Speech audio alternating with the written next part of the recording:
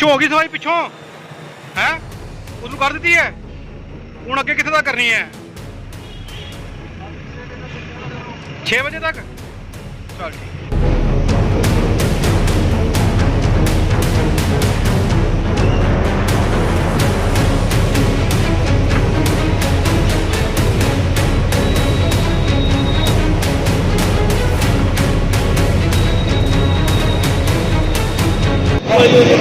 सफाई हो रही है सोहनी सफाई हो रही है कितने सफाई हो रही है सोहनी है बहुत सारा गंद आज ना सारा बिजनेस थले थले दबा देता है इन्होंने सफाई हो रही है।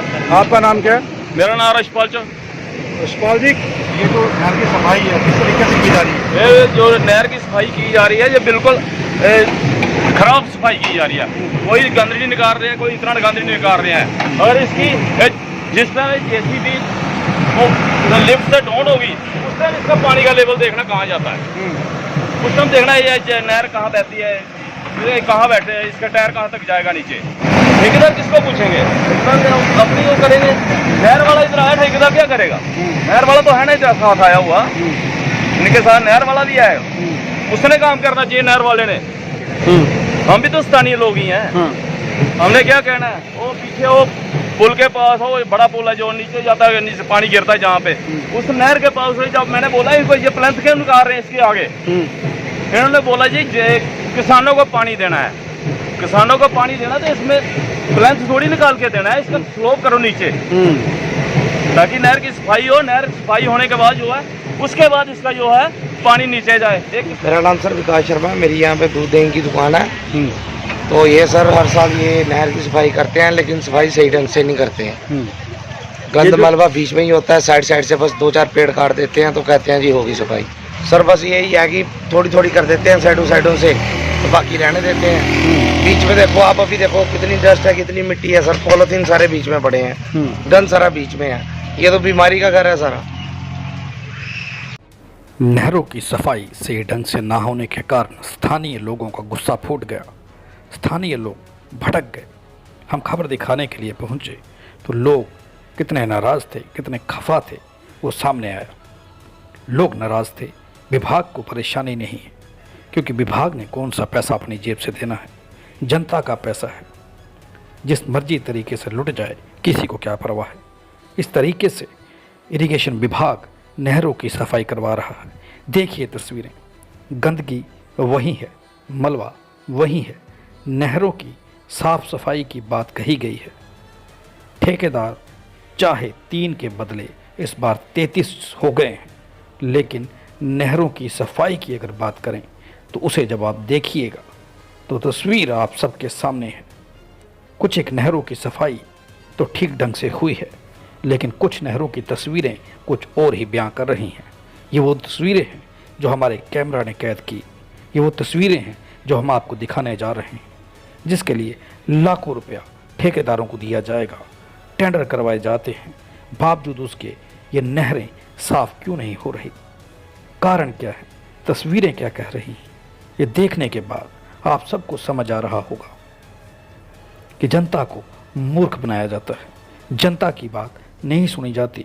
अगर जनता की बात सुनी जाती तो ये लोग इस कदर ना भड़कते। जिस कदर इन लोगों को गुस्सा आया है, जिस कदर इन लोगों ने अपना गुस्सा जाहिर किया है, तो आप समझ सकते होंगे कि इन लोगों ने इस नहर की सफाई के लिए कितनी बार आवाज़ उठाई होगी। लेकिन ठेकेदार और इरिगेशन विभाग के लोग सुनना नहीं चाहते, वो तो सिर्फ समय निकालना चाहते हैं। वो इंतज़ार कर रहे हैं कि इस नहर में पानी कब आए और कब उनकी ये गलतियाँ उस पानी के नीचे, उस पानी में दफन हो जाएं, उस पानी के साथ बह जाएं और किसानों के खेतों तक पहुंच जाएं। ये परेशानियाँ किसानों के लिए खड़ी ज़रूर हैं। किसानों तक पानी क्यों नहीं पहुंचता, उसका ये एक कारण है। ये जिंदा जागती तस्वीर आपके सामने है कि किसानों के खेतों तक पानी क्यों नहीं पहुंचता, सही तरीके से काम नहीं होता। इरिगेशन विभाग के ऑफिसर वो ठेकेदारों के बीच क्या समझौता हुआ होगा, क्या बात हुई होगी, जिसके चलते देखकर भी सरकारी विभाग के लोग, इरिगेशन विभाग के लोगों ने आंखें बंद कर ली।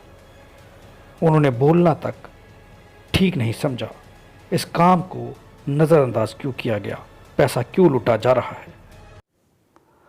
साथियों, जिस विभाग में डर हो, ऑफिसरों के अंदर खौफ हो, तो वो विभाग भला अपना काम ईमानदारी से कैसे कर सकता है। लेकिन करप्शन, नेताओं का प्रेशर और विभाग के ऑफिसरों का डर, इन सब भी चीज़ों को मिलाकर के देखिए तो आपको समझ आएगा कि यहाँ पर ना तो करप्शन ख़त्म हो सकती है, ना लैंड ग्रैबर जो हैं उनके हौसले टूट सकते हैं, और ना ही नेताओं को और राजनीतिक पार्टियों को जो चंदा जाता है वो बंद हो सकता है। आप यहाँ से अंदाज़ा लगाइए कि किस तरीके से ये सारा गेम खेला जाता है। यही वो गेम है जिसके चलते कोई भी काम ईमानदारी से नहीं होता, और इसका नहीं होने का कारण आप भली भांति समझ गए होंगे। जम्मू के नहरों की हम बात कर रहे हैं। इन दिनों जम्मू के नहरों की साफ सफाई का काम चल रहा था। ये विभाग के अंदर के कुछ ऑफिसरों ने हमें बताया है कि हम काम करना चाहते हैं, लेकिन जो ऊपर से फ़ोन आता है, जब हम किसी को नोटिस देने के लिए जाते हैं या सीनियर ऑफिसरों के ऊपर से कॉल आती है कि आप ये कार्रवाई नहीं करेंगे, इस कार्रवाई को यहीं रोक दीजिए, तो यहाँ से आप समझिए कि करप्शन का जन्म होता है। यहाँ से आप समझिए कि उन राजनीतिक पार्टियों के राजनीति का खेल शुरू होता है, जिस खेल के चलते पूरा का पूरा इरिगेशन विभाग परेशान है और नहरों की खस्ता हालत है। आप जानते हैं कि 7 तारीख को नहरों में पानी छोड़ दिया, 1 महीना पहले ही पानी छोड़ दिया गया। विभाग को ये लगा कि हमारा काम बड़े स्मूथ और बड़े अच्छे ढंग से हो जाएगा, जिसके चलते हमें किसानों को जल्दी पानी दे देना चाहिए, लेकिन ऐसा नहीं हुआ। कुछ ठेकेदार बीच में ऐसे थे जिन्होंने अपना काम सही तरीके से नहीं किया। विभाग के कुछ अधिकारियों ने बताया है कि उन लोगों को 2 बार नोटिस जा चुका है, उन ठेकेदारों को 2 नोटिस दिए जा चुके हैं। बावजूद उसके भी वो ठेकेदार अपना काम सही से नहीं कर रहे, जिसके चलते वो नहर साफ नहीं हो पा रही। हालांकि नहर में पानी आ चुका है, और पानी को इसीलिए रोका गया है कि वो जो नहरें सही तरीके से साफ अभी तक नहीं हुई, उनमें अभी पानी नहीं छोड़ना है। जब तक वो साफ नहीं होती 2 या 3 दिन का समय और लिया जा सकता है। आप यहां से अंदाजा लगा लीजिए कि ठेकेदारों की मंशा क्या रही होगी। उन्होंने क्या सोचा होगा कि पानी तो आ चुका है, एक नहीं तो दूसरे दिन वो पानी इस नहर में आ जाएगा, और जब पानी आ जाएगा तो काम ईमानदारी से किया गया या नहीं किया गया ये कौन देखेगा। क्योंकि जब पानी आ जाएगा उसके बाद में किसी भी तरीके की गुंजाइश नहीं रहती, कोई गुणवत्ता ऐसी नहीं है जिससे ये चेक किया जा सके कि नहर की साफ सफाई सही ढंग से नहीं हुई। हालांकि कुछ अधिकारियों का यह कहना है कि ठेकेदारों को यहां पर काम करने में परेशानी भी आ रही है। स्थानीय लोगों ने वहां पर धार्मिक स्थान बनाकर के नहरों के किनारे के ऊपर कब्जा कर रखा है, और धार्मिक स्थलों के आड़ में वो लोग इरिगेशन विभाग की लैंड के ऊपर कब्जा करे हुए हैं। वो लोग अवैध तरीके से जगह को कब्जाए हुए हैं, सिर्फ धार्मिक स्थलों की आड़ के अंदर। और आप जानते हैं कि भारत के अंदर ये एक सिंपल और स्टिक फार्मूला है। एक धार्मिक स्थल बनाइए छोटा सा, उसके बाद आगे जमीन को हथिया लीजिए। बड़ी सारी दुकानें आज भी आप देखेंगे जम्मू शहर के अंदर हैं। पहले कोई एक धार्मिक स्थल बना दिया जाता है, उसके बाद में दुकानें तैयार कर दी जाती हैं, ताकि उस धार्मिक स्थल की आड़ में अवैध कब्जा बना रहे। कहानी यह है कि सभी मिले हुए हैं। वो एक्सक्यूज देते हैं कि स्थानीय लोग उन्हें काम नहीं करने देते, स्थानीय लोग साफ सफाई नहीं करने देते। उन नहर के अंदर से निकली हुई गंदगी, निकला हुआ मलबा कहां फेंकें। अब यहां पर सवाल उठता है कि जब ठेकेदार टेंडर भरने के लिए जाते हैं तो क्या विभाग के लोग उन्हें ये शर्तें नहीं बताते, या वो शर्तें नहीं पढ़ते कि विभाग के टेंडर भरने से पहले वहां पर जो शर्तें लिखी गई हैं, किस तरीके से काम करना है, उसमें क्या गाइडलाइन है, मलबा निकालकर कहां फेंकना है, मलबा कहां रखना है, क्या मलबे का ढेर वहां पे लगाना है कि नहीं लगाना है, अगर नहीं लगाना है तो कहां फेंकना है। क्या ये सारी चीजें ठेकेदारों को नहीं बताई जाती, जिसके बाद ठेकेदार अपना काम सही ढंग से नहीं करते, जिसके बाद वो गंदगी वहीं पर नहर के बीच में ही छोड़ देते हैं, और उसके बाद पानी आने का इंतजार करते हैं। और जब पानी आ जाता है तो वो गंदगी उसी पानी में नीचे दब जाती है। उसके बाद ठेकेदार बड़े आराम से वो पैसा निकलवा लेते हैं, वो सरकारी पैसा निकलवा कर अपना टेंडर पास करवा लेते हैं और पैसा हजम कर जाते हैं।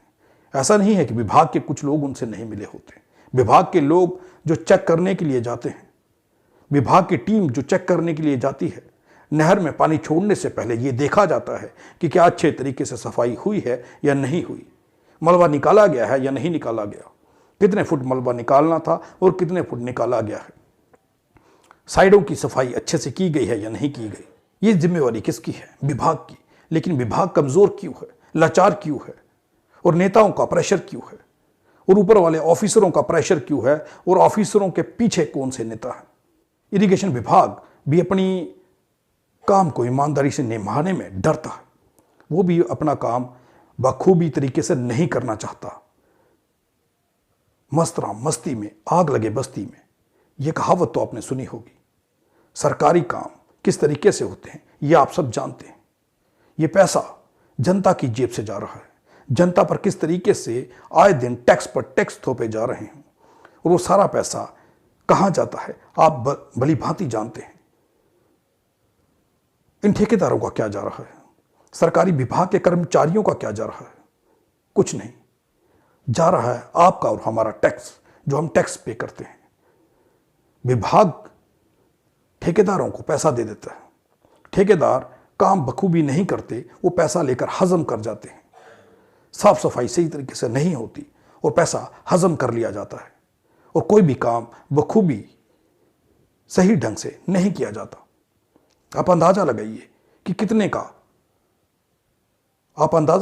कितने करोड़ों और लाखों रुपया नहरों की सफाई के लिए दिया जाता है। यहां पर आकर के सवाल या निशान खड़े होते हैं कि विभाग के ऑफिसर अपनी रिपोर्ट सही क्यों नहीं डालते।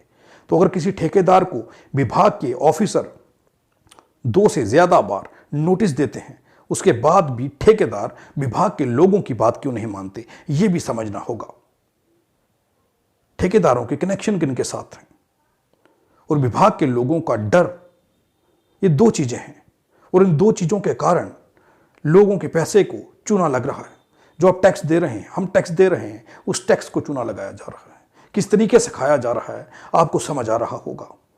राजनीतिक पार्टियां, सरकारी ऑफिसर और ठेकेदार, इन तीनों के बीच में एक ऐसी जगह है जहां पर आकर के सारी गेम होती है। आप समझ लीजिए कि किस तरीके से टैक्स को चूना लगाया जाता है। सरकारी ऑफिसर ठेकेदार को नोटिस देते हैं, ठेकेदार नोटिसों को नहीं मानता। तो यहां पर आप समझ लीजिए कि ठेकेदार की सेटिंग किसके साथ होगी। क्या मौजूदा सरकार के लोगों के साथ उसकी साठगांठ होगी या नहीं, यहां से आपको समझ आता होगा। और अगर ठेकेदार सही तरीके से काम नहीं करता तो नेताओं का भी हिस्सा उसमें जरूर होता होगा, जिसके चलते ठेकेदार को किसी की परवाह नहीं। और विभाग के लोगों को क्या है, पैसा तो हमारी जेब से और जनता की जेब से, आपकी जेब से जा रहा है, इनकी जेब से क्या जा रहा है। आप अंदाजा लगाइए कि करप्शन कैसे खत्म हो सकती है। यहीं पर सारी कहानी समझने के लिए आपको संकेत मिलते हैं कि मामला क्या है। आम लोगों पर आए दिन नए से नए टैक्स थोप दिए जाते हैं, लेकिन कोई भी काम सही तरीके से नहीं हो रहा। इरिगेशन विभाग लाचार, बेबस और कमजोर दिख रहा है। ठेकेदार बलशाली दिख रहे हैं। नहरों के अंदर जिस तरीके से मोहल्ले की गंदी नालियां डाल दी गई हैं, लोगों ने अपने घर के गटर के पाइप नहर में डाल दिए हैं। यहां तक कि सुबह उठते ही महिलाएं नहर के अंदर अपने घर का सारा गंद फेंकती हैं। अब ये नहरें नहीं, ये नाले बन चुके हैं।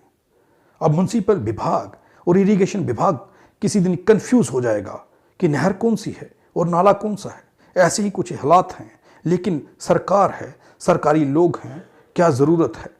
लोगों से टैक्स लिया जा रहा है, लोगों का खून चूसा जा रहा है, उन्हें क्या फ़र्क पड़ता है। ठेकेदार को डर नहीं, सरकारी विभाग के लोग रिपोर्ट डालना नहीं चाहते। ये जो तस्वीरें मैं आपको दिखा रहा हूँ, उन तस्वीरों को देखिए कि नहरों के हालात क्या हैं। नहरों की सफाई की जा रही है और सफाई के नाम पर महज खाना पूर्ति हो रही है। और ये खाना पूर्ति किस लिए हो रही है, क्यों हो रही है, कारण क्या है, आपको समझ आ गया होगा। इस बार इरिगेशन विभाग ने एक काम तो अच्छा किया है। पहले इरिगेशन विभाग 2 से 3 ठेकेदारों को सारा काम दे दिया करता था, जिसके बाद खाना पूर्ति की जाती थी। लेकिन इस बार इरिगेशन विभाग ने 30 से ज़्यादा ठेकेदारों को ठेके दिए हैं। उसके अंदर एक चीज़ अच्छी हुई है कि हर ठेकेदार को 4 से 5 किलोमीटर का इलाका नहर का दिया गया है साफ सफाई करने के लिए। बावजूद उसके भी 4-5 किलोमीटर के दायरे को साफ करने में कुछ ठेकेदार नाकामयाब हो रहे हैं। वो साफ सफाई ढंग से नहीं कर रहे, वो पैसा बचाना चाहते हैं।